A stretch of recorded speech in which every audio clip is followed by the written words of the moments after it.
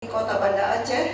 27 orang anggota Panwascam yang telah dilantik itu akan langsung bekerja melakukan pengawasan pemilu di tingkat kecamatan di Kota Banda Aceh. Pada tahap awal, tugas mereka mengawasi jalannya tahapan verifikasi faktual partai politik peserta pemilu 2024 di kecamatan yang saat ini sedang berjalan.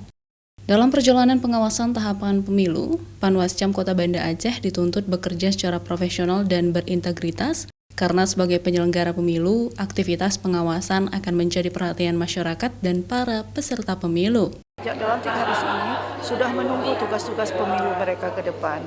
Terutama ini akan turun di tahapan verifikasi faktual partai politik di kecamatan. Dan alhamdulillah kita sudah terbantu dengan adanya Panwascam di setiap kecamatan ini akan menambah pasukan dari pengawas pemilu untuk turun ke verifikasi faktual. Sementara sebagai fungsi pengawasan, tugas Panwascam juga melakukan pencegahan dan penindakan di wilayah kecamatan apabila ada kecurangan dalam tahapan pemilu. Tentunya kan kita nanti akan melakukan pencegahan dan penindakan di wilayah kecamatan apabila terjadi kecurigaan mengenai tahapan pelaksanaan pemilu tentunya. Kemudian kita juga mengkoordinasi, mungkin membimbing beserta dengan jajaran di kecamatan juga. Selanjutnya juga melakukan koordinasi dengan pemerintah di bagian kecamatan juga.